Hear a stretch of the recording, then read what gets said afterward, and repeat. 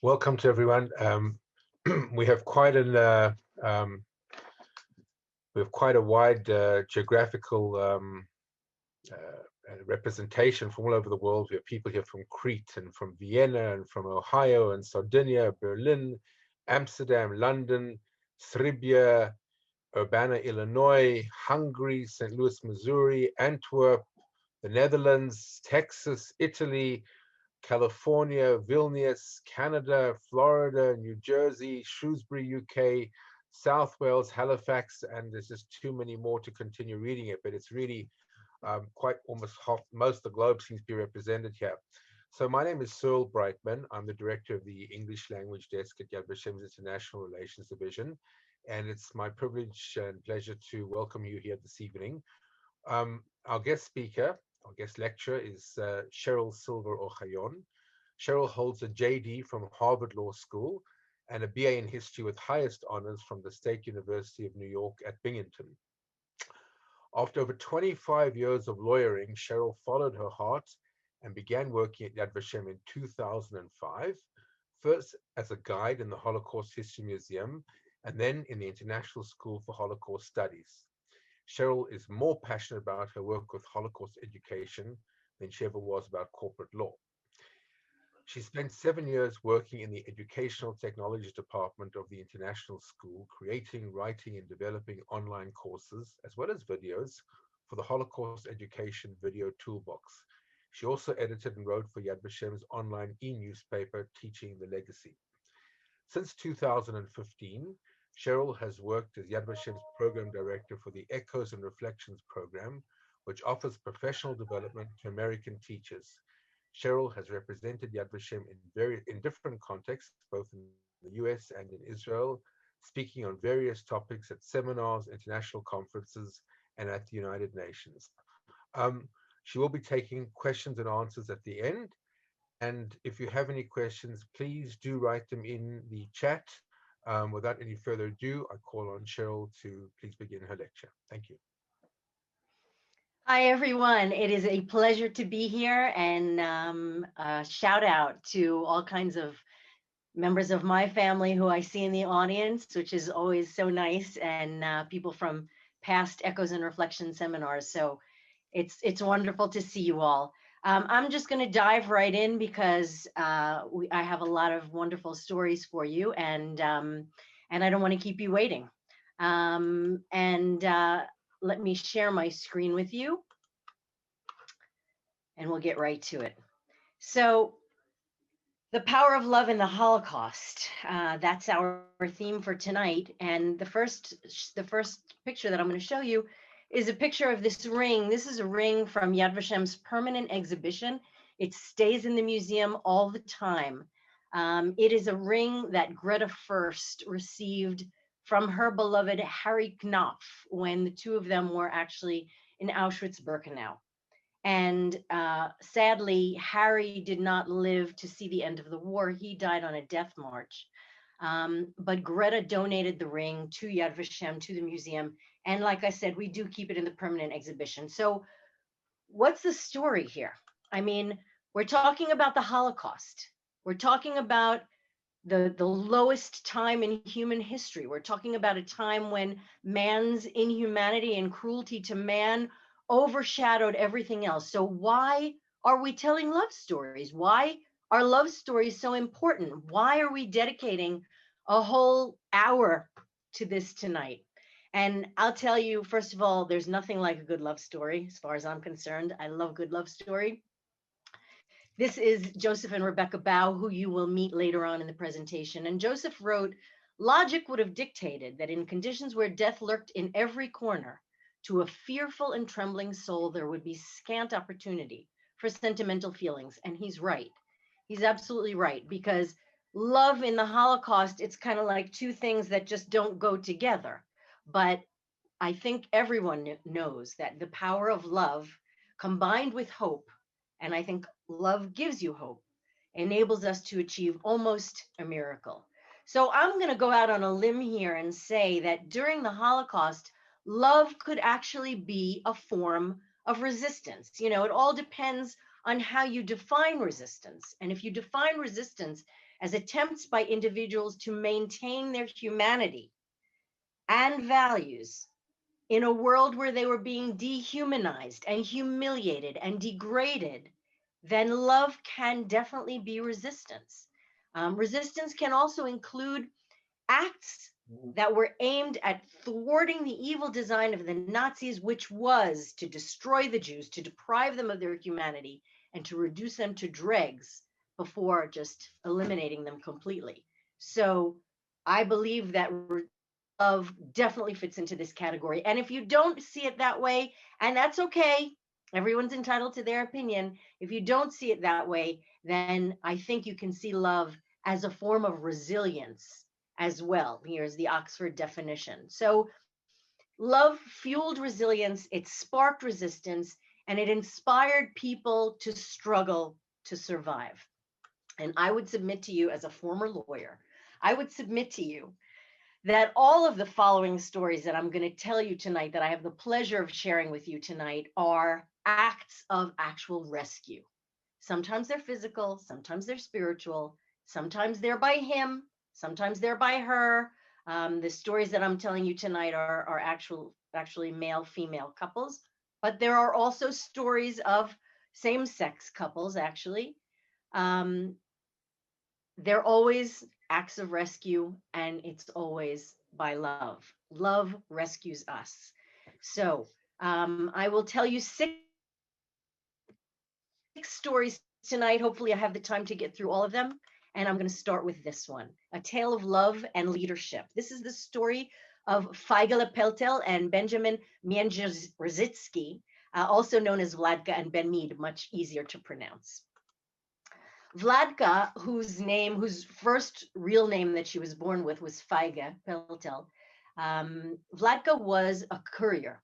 And Vladka was the name that she took in the underground because it was a Polish name, not a Jewish name. And she kept that name actually even after her work in the underground was finished. She kept that name all through the rest of her life.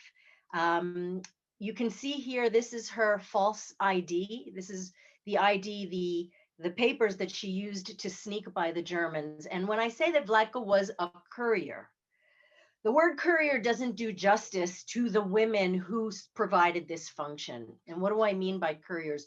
The couriers were lifelines. They were people who managed to smuggle from ghettos, and we're talking about the ghetto period now, managed to smuggle guns and weapons into ghettos, managed to smuggle children and other Jewish people out of the ghettos. So if you take a look at this little sketch, you'll see some of the very important things that Vladka did. And probably the most important thing that she did was, of course, to obtain and distribute weapons and dynamite and guns. She was very involved in the uprising in the Warsaw Ghetto, in encouraging armed resistance in the Warsaw Ghetto.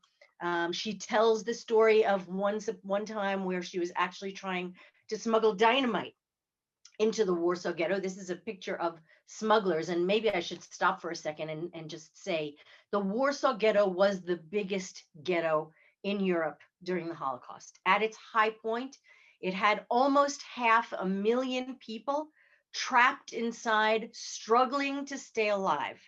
And just so that you understand the horrible conditions in the ghetto, before the war, about 30% of the population of Warsaw was Jewish.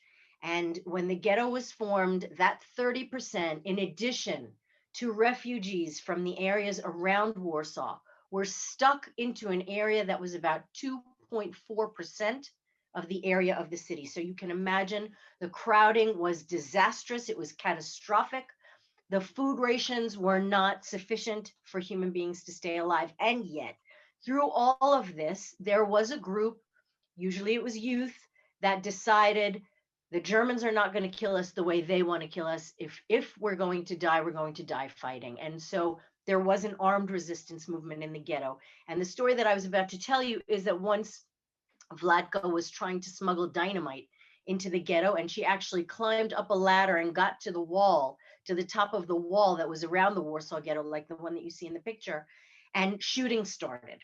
And the man who was assisting her on the ladder, who she had had to bribe, removed the ladder very quickly, and Vladka found herself on top of the wall with a package of dynamite. She didn't know whether she could jump down on the other side because she had no idea whether the dynamite would somehow explode, and she was saved at the last minute. Well, Vladka was an incredible smuggler, and on one of her most dangerous missions and one of her most significant missions, she met Ben, who also was in the underground. He also had an alias. And how did she meet Ben? Ben was one of these guys who was in charge of the labor groups, because in the Warsaw Ghetto, there were people who were many times taken out of the ghetto to perform forced labor for the Germans, which you can see here. And Ben was stationed right at the ghetto gate, and he was in charge of supervising the labor groups that were leaving the ghetto. Vladka had to get out of the ghetto because this was the mission where she actually smuggled a map of Treblinka, and Treblinka was the death camp to which most of the Jews of Warsaw would be sent. Over 300,000 Jews of Warsaw were sent to Treblinka, where they were murdered within a couple of hours of their arrival. And the underground had managed to procure a map of this place. And it was her job to smuggle this map out so that it could be sent to the Polish underground and maybe publicized. And so that the Allies would help the struggling Jews in the ghetto when it was clear that the Nazis were trying to murder the Jews. So Vladka went to Ben's apartment, knocked on the door. His mother opened the door, and Vladka said, "I need Ben." And his mother said, "He's sleeping." And Vladka said, "Wake him up." And that was the type of tough cookie that Vladka was. She said, "Wake him up. He's got to help me. I have to get out of the ghetto today." And she managed to smuggle that map out of the ghetto. Very dangerous mission. And she started to realize that she needed somebody to be aware of where she was if she didn't come back. She was lonely. She was living a double life because when she was outside of the ghetto, she had to pass as a non-Jew. So she had to basically wear a mask the entire time she was outside of the ghetto. It was only when she was in the ghetto that she could breathe a sigh of relief. And so she wanted somebody to know that she was on a mission. She wanted someone to know when she came back. And she went through the entire, all of the uprising and the roundups and the deportations and the actions. And Ben says she was always on a mission and I was the one who would wait for her. But I want you to hear in Vladka's own words how she describes this love that brought them together and that kept them going throughout all of these really, really dangerous times in the ghetto. This is Vladka. Did you know your husband by then? I knew my husband when I was on the Polish side. I met him a few times. We got together. I even went up to the hiding place where his parents were there. And it is what it means, Jewish tradition. While coming to the hiding place, there were times when the Poles have curfew too during the occupation. And Ben was in my house and couldn't go back in time to their house, sometimes to their hiding place, which was far away. And they knew that he remained with me. So one time I came to the hiding place there on a small cemetery, and the mother took out a ring and she said to me, "I know where Ben is the time he is with you. I would like you to have the ring. This is my ring. It was my engagement ring." And she gave me the ring as an engagement ring. In other words, as an acceptance of the situation. And his father was very religious. The mother was also a religious person. But this was the way of understanding at this particular time. Do you still have the ring? Yes, I still have the ring.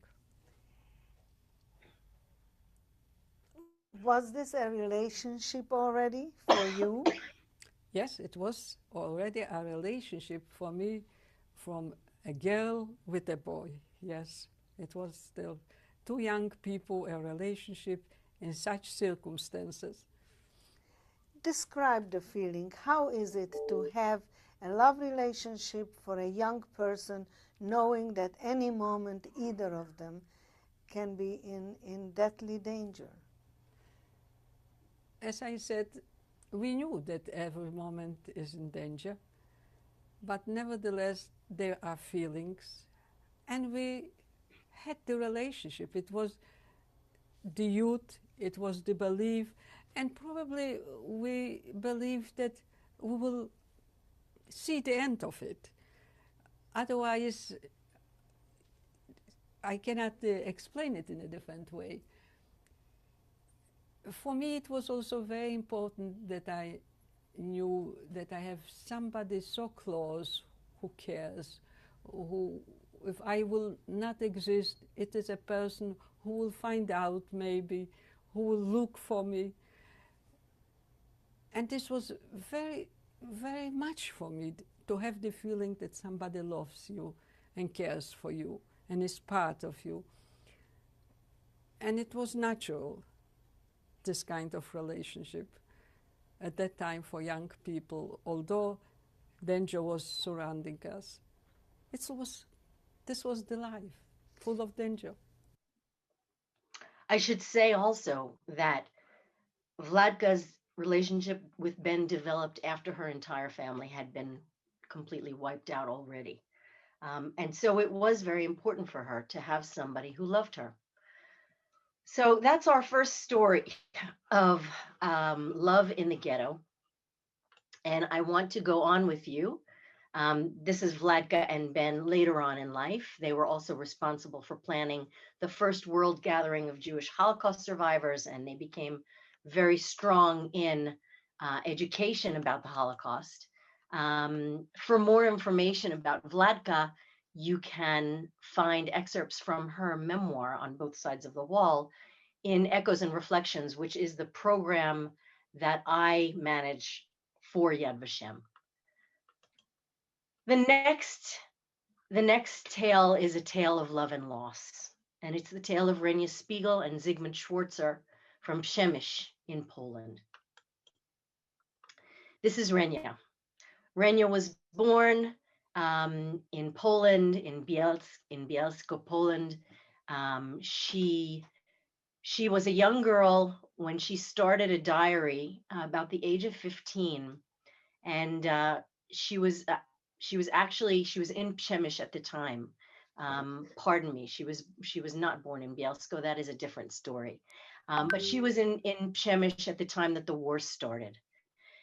Now, this is such a beautiful picture of Renia, and I think what I'm going to do is really start the story from the end, because in the 1950s, in Manhattan, a man named Sigmund Schwarzer knocks on the door of Renia's mother, Rosa, and her younger sister, who is now called Elizabeth, who was born as Ariana. He knocked on the door because he had in his possession a 700-page diary that had been written by Renia. And Renia's mother, Rosa, and her sister, Elizabeth, could not bring themselves to read the diary. The diary was put in a safe deposit box, and it was actually it didn't surface until about 2014, when it was, I guess, ripe, when it was time, when Elizabeth was able to make her peace with it and was able to, it was actually by her daughter, was the one who outed the diary. And what happened is that the diary was translated from Polish. It was translated into English, and it actually just came out in 2019. And what you see here on the screen are just some beautiful, beautiful pictures of Renia. very photographic child. Her sister was actually Ariana, or Arianka was actually the Polish Shirley Temple. And her mother had gone to Warsaw in the late 1930s to promote her sister. Her sister and she, Ariana and Renia, were sent to Shemesh to stay with their grandparents. And while they're there, Renia begins her diary, and she starts to write about things that are happening to her. On September 21st, 1940, is our first mention of Sigmund. I met a boy named Sigmund S. today. I don't know how it's going to go, and I don't really have much confidence in myself. So Sigmund was Sigmund Schwarzer, a green-eyed Jewish boy who was then 19 years old. Renia was about 17. October 19th, we sat opposite each other at the Russian club this week. He stared at me. I stared at him. As soon as I turned my eyes away, I could feel his eyes on me. Then when he said 2 words to me, I felt crazy, filled with hope. I felt as if a dream was coming true. Renia was so expressive, and the way she wrote her diary, and she also wrote poetry, is just so beautiful. And when you marinate a little bit in this diary, which is about to be made into a feature film, you understand how much she had to give. December 8th, suddenly I love him like crazy. Nothing happened, but still so much. Wonderful Zigush, wonderful, so wonderful. December 28th, when we headed to class, he took my hand. It felt like my hand didn't quite belong to me, or it did, but it felt totally different from my other hand. Some very nice shivers went up and down. Earlier when he was standing there, I couldn't tear my eyes away from his wonderful red lips. I'm embarrassed to admit. She's a teenager in love, and it's beautiful. And here's Sigmund with some friends in Shemesh. June 20th, 1941. And I should also say that while Renia is writing her diary, at this time, up until the next couple of days, the part of Poland where she is actually occupied by the Soviet Union. Because if you remember, in 1939, a week before Hitler starts the war, he enters into a non-aggression treaty with Russia that carves up Poland into one part that was annexed to Germany, one part, the general government, that actually became the trash can of Poland. All of the death camps were found there, and one part that was annexed to the Soviet Union. Renia is found in that part that is actually, she is under the control of the Soviet Union until about 2 days after this entry in her diary. We had another wonderful evening. The stars started to emerge and the moon floated up, and we sat next to each other and talked. When we left, it was dark. We couldn't find the way. We got lost. It was all so sudden and unexpected and sweet and intimidating. He said, "Renushka, give me a kiss." And before I knew it, it happened. So you really hear this teenage girl. And now you also see the history, because on June 26th, 1941, she's writing something completely different, because on June 22nd, 1941 was the date that Hitler broke this non-aggression pact and actually invaded Russia. So she's writing, "I can't write. I'm weak with fear. War again, war between Russia and Germany. The Germans were here, then they retreated. Horrible days in the basement. Dear Lord, give me my mama who was stuck in Warsaw. Save all of us who have stayed here and those who escaped the city this morning. Save us. Save Zigush. I want to live so badly. I'm humbling myself before you. Tonight is going to be terrible. I'm scared. I don't know what's going to happen to us. Almost the whole city is in ruins. A piece of shrapnel fell into our house. These have been horrific days. Why even try to describe them? Words are just words. They can't express what it feels like when your whole soul attaches itself to a whizzing bullet, when your whole will, your whole mind, and all your senses hang from the flying missiles and beg, not this house. You're selfish and you forget that the missile that misses you is going to hit somebody else." So she is writing about the start of the war, and very soon the part of Poland that she is in is under Nazi occupation. And you can hear the history mixed together with the love story.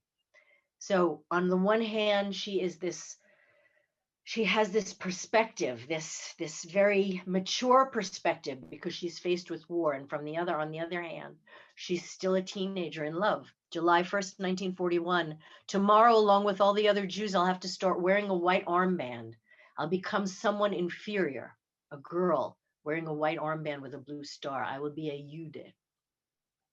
July 28th, 1941, I saw Jews being beaten. Some monstrous Ukrainian in a German uniform hit everyone he met. January 19th, 1942, Sigmund's birthday. I gave him a collection of poems and he was so touched. I didn't know it would please him so much. I asked him what he'd like me to wish him. He said, for us to survive this war without splitting up. Understand that what's happening here is when they're walking down the street with their armbands on, they're in great danger. What's happening all around them is really putting their lives in danger. March 25th, 1942, they're closing our quarter. They're moving people out of town. There are persecutions, unlawfulness, and on top of that, there's spring, kisses, sweet caresses, which make me forget about the whole world. So you see this real dichotomy, this real schizophrenia almost in her diary. April 20th, 1942. How can you be in love for 18 months? Everything is real, pulsating, seething with life and love and youth. I feel as though I were riding a chariot or racing into the wind and rain. I can't catch my breath. I can't find words. I might dissolve in my own tenderness, my own affection. Zygush, I'm really writing this for you and you only. I've opened my heart to you and you're so very dear to me. So you hear again this teenage voice. And that's what these love stories show us also, is the human element. What's happening to these people in the midst of this war? Where is their humanity? And it's right here. May 12th, 1942. Some kind of fever has taken over the city. The specter of this ghetto has returned. I'm glad I'm crying now when nobody can see me. I shouted today, oh God, I want the moment to come already when they take me away. No, I don't want that. Lord, forgive me. And Zygush, yes, that might be why I don't want to say goodbye to life. So we know what's happening also around this time. And June 2nd, 1942, she's talking about ecstasy and love and happiness. I'm writing these words differently, whispering them in my mind so I don't scare them away or blow them out. While all of this is happening, the first groups of Jews are starting to be transported from Shemesh to the Yanovska concentration camp, and soon a ghetto is going to be established. June 14th, 1942, it's dark, I can't write, panic in the city. We fear a pogrom, we fear deportations. June 18th, there was a roundup, and luckily Zygush was saved. So June 19th, she's writing, God saved Zygush, I'm beside myself. They were taking people away all night long. They rounded up 1,260 boys, so many victims, fathers, mothers, brothers. But Zygush was here, my sweet one, sweet and loving. And by the next entry, remember this day, remember it well. You will tell generations to come, since 8 o'clock today, we have been shut away in the ghetto. And now things are really going to get much worse. And she describes the ghetto, barbed wire all around with guards watching the gates. Leaving the ghetto without a pass is punishable by death. My soul is so very sad. My heart is seized with terror. I miss Zygush so much. And what's happening around her is that for those in the ghetto, the only way to avoid a concentration camp or being taken away and shot is to get a work stamp from the Gestapo. Sigmund has a stamp, but Renia cannot get one. And meanwhile, the Nazis are taking the Jews by trucks. They're taking them to Belzec, to Auschwitz. Zygush, my beloved Zygush, is my beating heart again. He's so delightfully sweet. The world is good to us, even in the ghetto. So today I'm much calmer. Now I will have sweet thoughts about everything. In the next few days, Sigmund is running around trying to get stamps for Renia, for his parents, and he can't. He manages to find a hiding place for Arianka. He puts her there. He manages to take Renia and his parents out of the ghetto and hide them in the attic of a house outside the ghetto that belonged to his uncle. But they are betrayed, and it doesn't work. The German soldiers find them. they take them out into the street and shoot them in their heads like dogs. And the final passages in the diary are actually written by Sigmund, who writes, July 31st, 1942, 3 shots, 3 lives lost. It happened last night at 10:30 p.m. Fate decided to take my dearest ones away from me. My life is over. All I can hear are shots, shots, shots. My dearest Renusha, the last chapter of your diary is complete. Sigmund, as I said, he actually manages to survive quite a few camps, including Auschwitz, manages to get to the United States, manages to go through school, becomes a doctor, a pediatrician actually in Nassau County on Long Island in New York. And as I said, in the 1950s, he returned that diary to Arianka, now called Elizabeth. And as he was visiting Elizabeth one of the last times, because he passed away in 1992, he wrote, I'm with Renusha's sister. This blood link is all I have left. It's been 41 years since I lost her. Thanks to Renia, I fell in love for the first time in my life deeply and sincerely, and I was loved back by her in an extraordinary, unearthly, incredibly passionate way. So their love saved them to some extent also, even though in the end, tragically, physically, Renia was lost to Sigmund.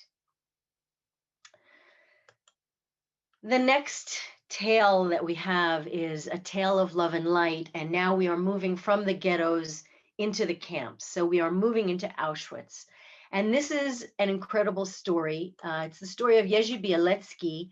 Yeji was a Polish man arrested at the age of 19 when he was trying to cross the border to Hungary, trying to join up with the Polish army that was stationed in France.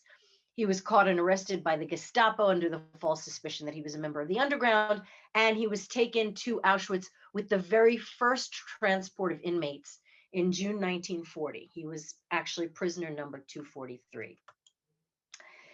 And Bielecki meets Sila Cybulska. Sila she is a Polish Jewish woman.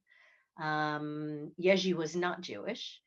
Sila was a Polish Jewish woman who was working in the grain warehouse, one of the grain warehouses in near Birkenau. And despite the fact that men and women were not allowed to talk to each other, Yeji saw Sila, he thought she winked at him. That's the story. The two of them kind of passed words here and there, and over the next few months, after exchanging a few words every day, they fell in love. Sila's family had already been murdered, and Yeji starts to think about escaping together with Sila, because he sees that's the only way for them to survive. Escape from Auschwitz is a very, very difficult thing. This is a quote from one of the Polish prisoners who talks about the wires, the longing for a free life torn into pieces on the wires. You can see the maps, you can see the light, the guard towers, and this is a map of all of the guard towers, 400 SS men on duty around the camps. The one that's circled in red is the Birkenau camp, which is Auschwitz II, and the one that's circled in those green guard towers, where you can see actually all of the guard towers, that's Auschwitz I, the Stammlager, the mother camp. And what these guards did was they shot everyone who came near the guard tower or who was moving around without permission. So how are Yeji and Sila going to escape? Well, what Yeji does is he, over a few months, he starts to collect an SS uniform, a pass, and he forges the pass that will allow him to leave Auschwitz with Sila. On July 21st, 1944, dressed in the stolen SS uniform, he goes to the laundry room where Sila is working, and he barks out the number that she has tattooed on her arm as if he is taking this prisoner for interrogation. And he marches her out of the camp, and with his false pass, He marches her right out of the gate in a very, very daring rescue attempt. And together they start walking. It was still very, very dangerous for them because they had numbers tattooed on their arms and they could have been stopped at any time. But they walk and they walk and they walk. They walked for 10 nights. They walked at night and they hid during the day. These are actually, it was very, very difficult. It goes without saying, it was very difficult to escape from Auschwitz. There were 928 attempts and only 196 are known to have succeeded. And these are actually the documents where the SS are indicating this escape. Now, let me actually just go back a slide here because I'm going to ruin the surprise. What happens is that after walking for 10 days and they were exhausted and they had no food and they were cold and they were wet and Sila couldn't do it. And Yeji, when Sila couldn't go anymore, he picked her up and put her on his shoulders. They got to Yeji's uncle's house and Yeji hid Sila there while he went on to join the partisans. And at the end of the war, January 1945, Bieletsky leaves Krakow, where he was hiding from the Nazis, actually walks 25 miles in the snow to meet Cybulska at the farmhouse where she's hiding. Unfortunately, 4 days before that, she had actually left. She had been told that he was killed. It was a misunderstanding. She left and she managed to get to Sweden and from there to the United States. She was married. She began a life. He got married, when he couldn't find her. Nobody knew, they didn't know how to find each other. But in 1993, is it 1993, 1983? I'm sorry. In 1983, she actually heard from somebody who had seen his story on Polish TV. She heard his story and it was very much like hers. And she said, hang on a second, that's Yeji. And she went to Poland to find him. And he met her at the airport with 39 red roses, one for every year that they had been apart, which is why I love this story. It's just so romantic. They saw each other 15 times after that. And Yeji Bieletsky was actually awarded the title of Righteous Among the Nations because he did save Sila from extermination, from murder. And that is light. That is a tale of love and light because Yeji was like light in the darkness, saving this Jewish woman from her fate.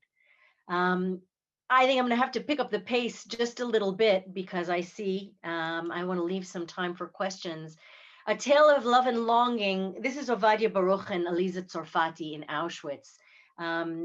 Ovadia was from Salonika in Greece. Salonika was such a Jewish city before the war, and there were so many stevedores there that the port, because it was a port and the Jewish stevedores worked in the port moving things around, the port was actually closed on the Jewish Sabbath because so many Jews in that city worked as stevedores. He was born in Salonika in 1922, a family of 8 children, lived in the Baron Hirsch neighborhood. But what's going to happen in Greece is that the Germans enter Greece in 1941. Everything is pretty quiet until the day that's called Black Sabbath. But the real trouble starts on March 15th, 1943. After there was a ghetto and after the ghetto residents were actually told to buy tickets to Auschwitz. They actually did buy tickets to Auschwitz and they were loaded onto cattle cars. The trip from Salonika to Auschwitz was 7 or 8 days. So you can imagine that many people perished in the cattle cars on the way there. Ovadia reaches Auschwitz on March 21st at 2 a.m. The wagons are open, whipping, screaming, dogs. And Ovadia loses his name and becomes number 109432.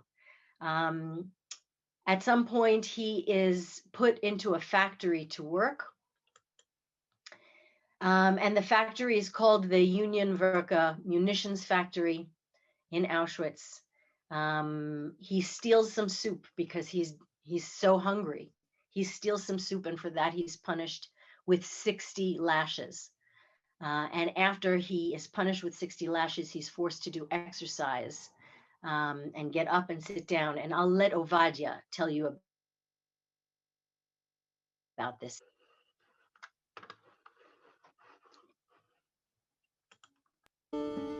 אני פה ברחבה הזאת, אחרי שקיבלתי 60 מלכות בטוסיק, הביאו אותי במקום הזה, ואמרו לי, פה אתה תעשה התעמלות, לשכב ולקום.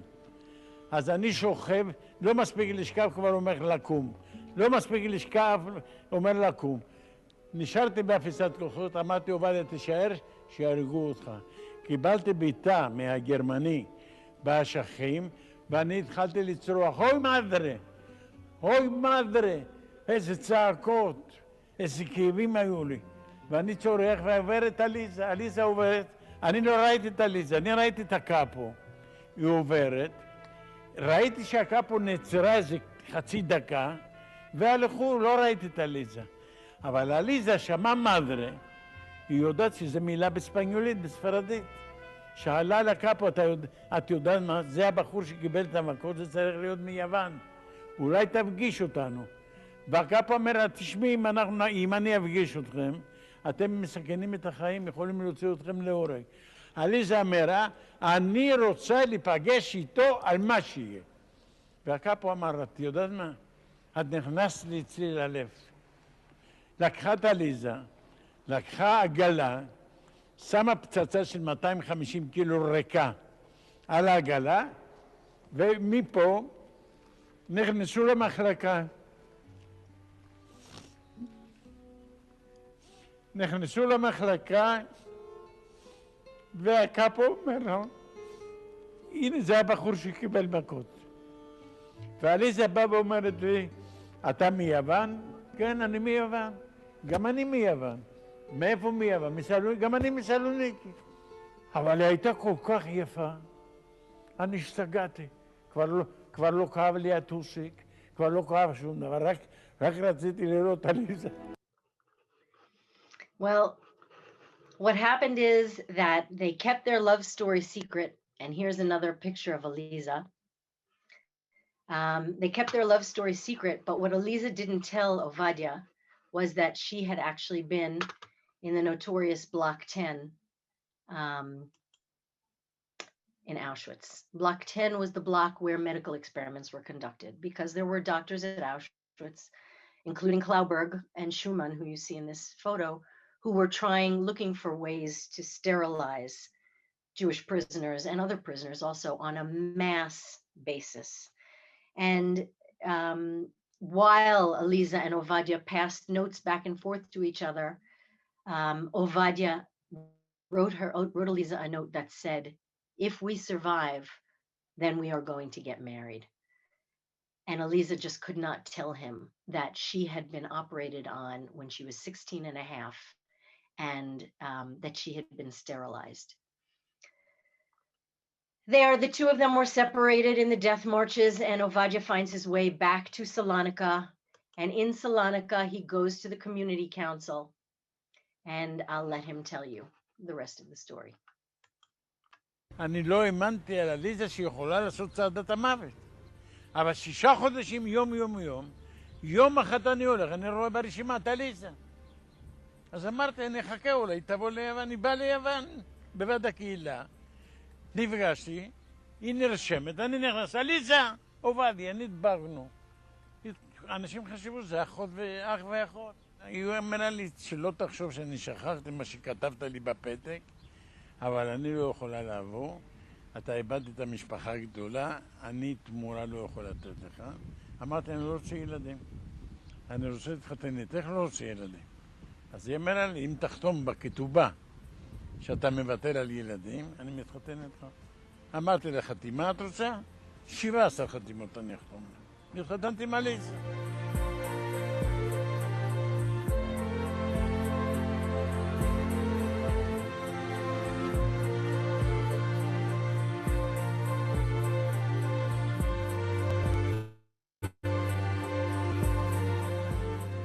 כשהגענו לארץ, אנחנו גרנו ברפת, ואיזו אישה רחמה על עליזה, והזמינה את עליזה להתרחץ אצלה, כי לא היה לנו מקלחת ברפת.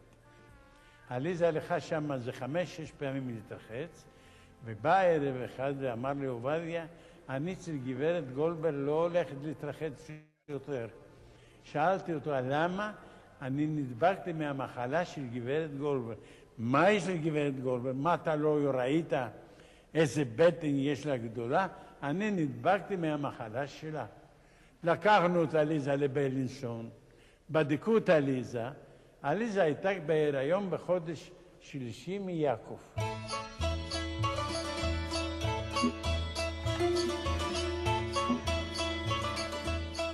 אני יוצא החוצה, ואני נוסע באוטובוס, אני בא לרמתיים. מרמתיים למגדיל זה בערך איזה 0.5 קילומטר, ואני כל הדרך צועק, יש לי ילד, יש! אנשים חשבו שאני פסיכי.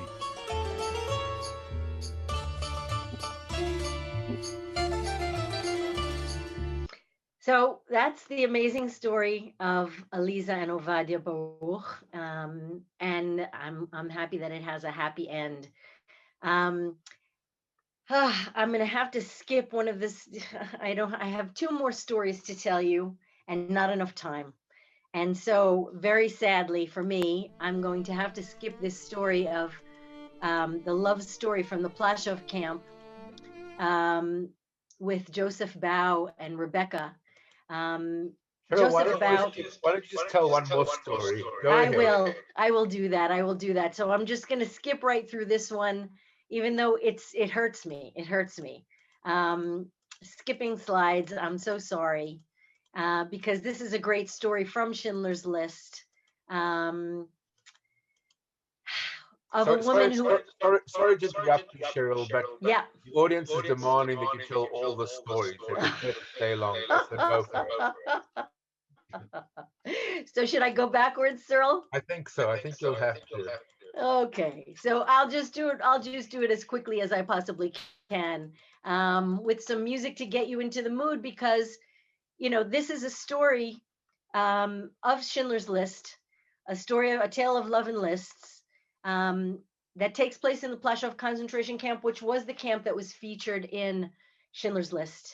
The camp was actually constructed on 2 cemeteries, and you hear what Joseph Bao writes. You can hear the stones actually weeping because caved. Amon Girth, we all know from Schindler's List, from the movie, he was terrible, he was cruel. And these drawings that Joseph Bao made of life in the camp. Joseph Bao was actually a graphic artist, and he forged a lot of documents to save a lot of people, but he refused to save himself. And he continued to be a graphic artist in Plaszow, in the camp. He drew maps of the camp and a lot of other things. Meanwhile, Rebecca was actually Amon Girth's manicurist. You can see in the film, which is actually a composite. But she was his manicurist, and she also managed to save a lot of people. She actually acted as a spy, and she listened to his conversations as she was giving him manicures, and was able to warn people who were about to be killed. Now, why do I love this story so much? Because it really starts with the best pickup line you've ever heard. And this drawing that's drawn in the style of Joseph Bao comes to us from Nir Galim.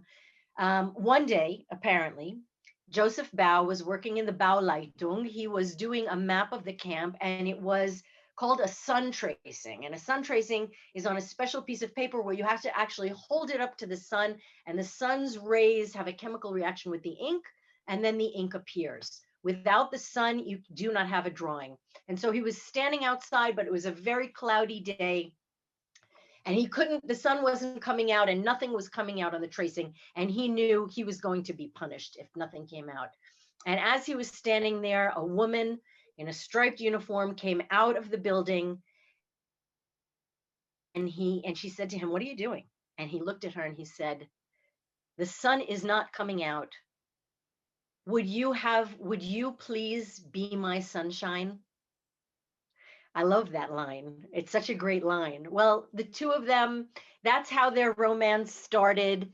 Their first kiss was in the moonlight, um, near one of the latrines, something like this. The next day, he brings her a bunch of wildflowers, but he's got to actually throw them away because Amon Girth is in the office in the next room. Their love blossoms in Plaszow, and ultimately what he does is he trades 4 days of rations for a silver spoon. He trades another few days of rations to have a jeweler in the camp turn that spoon into 2 wedding rings. He dresses like a woman because in Plaszow, the women wore white kerchiefs on their heads. And so he always had a white kerchief in his pocket so that he could kind of, get between the barbed wire to the women's camp and go to see Rebecca.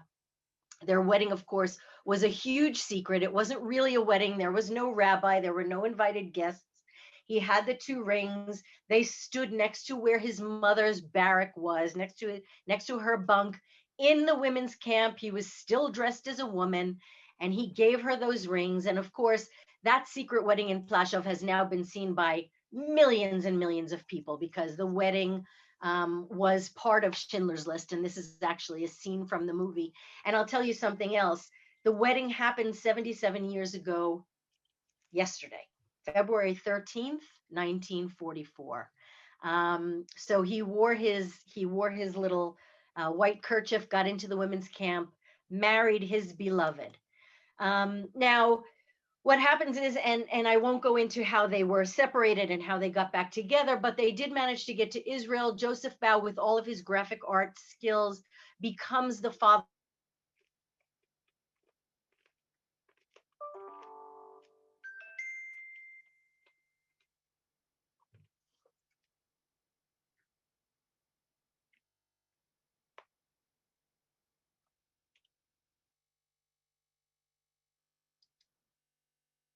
Schindler's List came out in 1993, there were reporters from all over the world who came to interview Joseph and Rebecca. And one day there was a reporter who came and asked Joseph, well, how was it that your name got onto Schindler's List? And Joseph really couldn't answer because, as far as he was concerned, Schindler really didn't even know who he was. And the reporter noticed that Rebecca was sitting and smiling. And so the reporter said to Rebecca, you look like the cat that swallowed the canary. And Rebecca said, yeah, actually, I was the one who put his name on the list because once upon a time in that camp, I rescued Mietik Pemper's mother from death at the hands of an SS. He owed me. He was the one who was typing up the list. And so I asked him to change my name to my husband's name because I knew I would be able to get along, but I wasn't so sure about him. So it's another great rescue story. Okay, so now we reach the last one, and I will, this one, I can't do it too fast, but I'll try. And it's a story of liberation. And I just want you to remember that, these stories about these post liberation love stories are very unique and special because a lot of times you had people who were the only survivors of their whole families, and how are they going to put their lives back together? So these are stories about resilience, about the human spirit, about recovering humanity. And really it's part of the larger theme, which is how these people return to life after all the destruction that they had experienced. Just to give you an example, in Bergen-Belsen, there were 6 to 7 weddings every day in 1946, sometimes even 50 in 1 week, because these people were looking for someone with whom to start their lives again. And they really are a tribute to the human capacity to choose, to rebuild, and to choose to love after these unthinkable horrors. So it's a reflection of inner strength. And, just to give you an idea, 9 families, 9 couples in Salonika. So here we get to Gerda Weissman. Gerda was born to a relatively well-off family in Bielitz, Poland. The Nazis invaded. Her brother is taken first. She is, she's separated from her father, who dies. He was murdered in a death camp in 1942. Then she's separated from her mother. Gerda, for the 6 years, really, between the time that the Nazis invaded in 1939 and the time of liberation in 1945, Gerda spends 6 years going from ghetto to camp, to other camps, to other camps. She is then taken on a death march, and the death marches were, the very last gasp of the Germans, right before the Russians were coming. And the Germans learned this from experience, because the Majdanek death camp had been liberated in July of 1944, when there were still a lot of prisoners there. What the Germans did was they wanted to move everyone west, so that if the Russian army came in and liberated the camps, they wouldn't find any prisoners. And so they marched these horribly incapacitated people who had been through so much. They just marched them and marched them and marched them. And Gerda was part of a death march that was actually 106 days long in the snow. It began at the end of January 1945 in the snow, with no food, with barely, most of the women don't have shoes.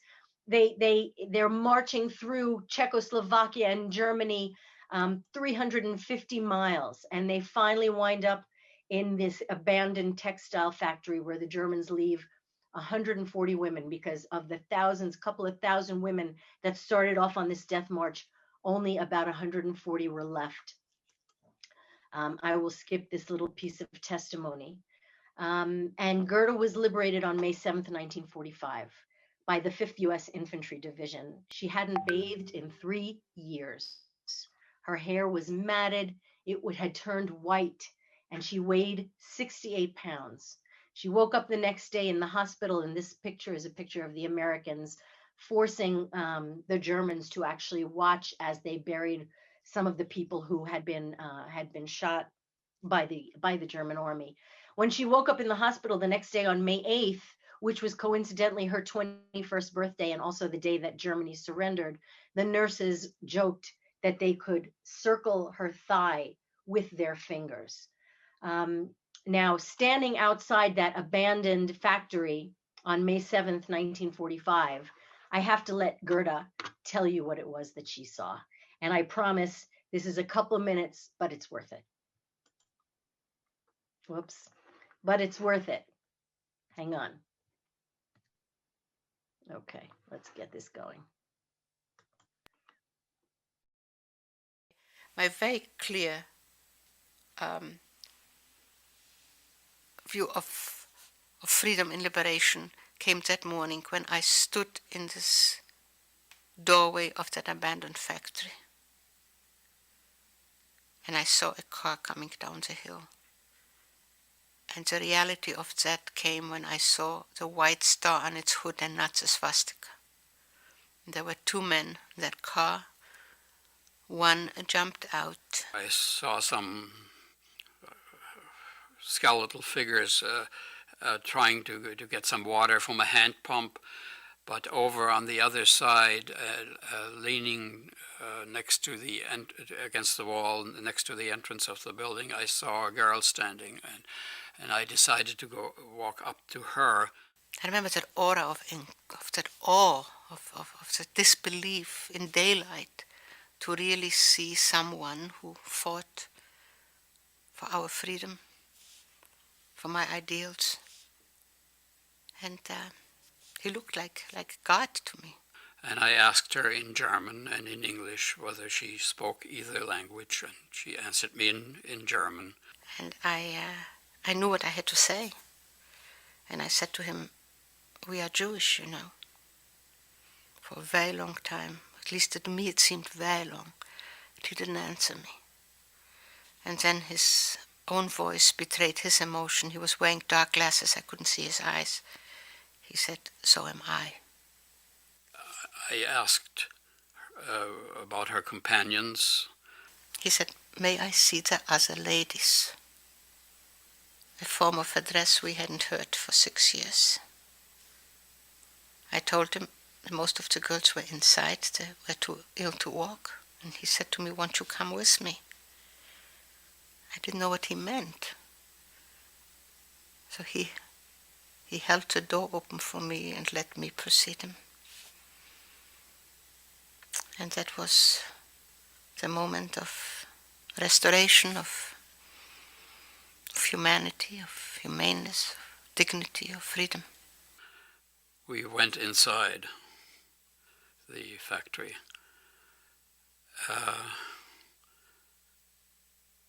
It was an indescribable scene. There were women scattered over the floor on scraps of straw, some of them quite obviously with a mark of death on their faces. I took him to see my friends. The girl who was my guide made sort of a sweeping gesture over this scene of devastation and said the following words: "Noble be man, merciful and good." And I could hardly believe that she was able to summon a poem by the German poet Goethe, which is called The Divine, at such a moment. And there was nothing that she could have said that would have underscored the grim irony of the situation better than what she did. And this first young American of Liberation Day is now my husband. He opened not only the door for me, but the door to my life and my future. I told you it was worth it. So this is just a picture of Kurt as a young lieutenant in the U.S. Army. The two of them had to wait a long time while Gerda recovered from pneumonia and typhus, frostbite on her feet. But you can see from the letters that they exchanged, "My thoughts of you are the core of my existence. They can conquer all obstacles." Gerda got stronger. The two of them were engaged in September, and they were married about a year after she was liberated. So I'm going to wrap up. And you can see what Gerda says. The anchor that helped her survive was love. Their love affair lasted 56 years. So what do we want to say here in closing? All of these love stories, all of the love stories during the Holocaust, they have to be stories of optimism, of hope, of courage, of strength, because love is hope. Love is looking forward to the future. And so they're stories of this indomitable will that human beings have to survive and this tremendous capacity for hope. They're not stories of remarkable people. They are stories of just how remarkable people can be. And that does it for me. Thank you very much.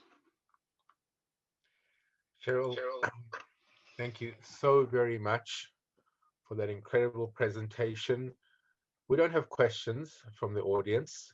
And the reason we don't have questions from the audience is this isn't the kind of presentation that's factual in nature. It's different and it's experiential, let's say. And I'd like to thank you because you made such a beautiful and heartwarming presentation. It was emotional, it was interesting, it was inspirational, and it was touching and inspiring. And I'm glad you didn't end on the story of Ovadia, because I would have been able to talk. That one really hit me hard, and that was so instructive because I mean, the man was willing to marry her because he loved her so much, even though he thought he'd never be able to be a father. And then, lo and behold, he becomes a father, and it just shows us, you know, man proposes and God disposes. And wow, thank you. It was really inspiring and educational, and you did such an amazing job of it. And really, the thoughts of the comments by people are just you'll have to read them. And thank you once again. And you know, I think that I'll just tell a little small story of my own, which has nothing to do with love, but it's an inspiring story. I made Aliyah in 1996, and a few months after I made Aliyah, the Intifada started, and many people were murdered by terrorists. And I remember going to a funeral for one of my colleagues whose 18-year-old son was blown up in a bomb blast and by terrorists in a bus. And another colleague of mine was a survivor, and he was hard. He was complaining about what was going on during this Intifada, and I turned to him and I said to him, you know, compared with what you experienced in the Holocaust, this is just, you know, it pales in insignificance. And not that it's so easy to compare tragedy with tragedy, but certainly the scale of the tragedy was nothing compared to the Holocaust, and it was inspiring. So let's take inspiration from this beautiful talk of yours, and the wonderful things that one can have in life, and use that thought of inspiration to deal with this pandemic which humanity is facing as a whole. So on that thought, thank you all for joining us, and I wish you all a wonderful evening and a wonderful week. Bye-bye now.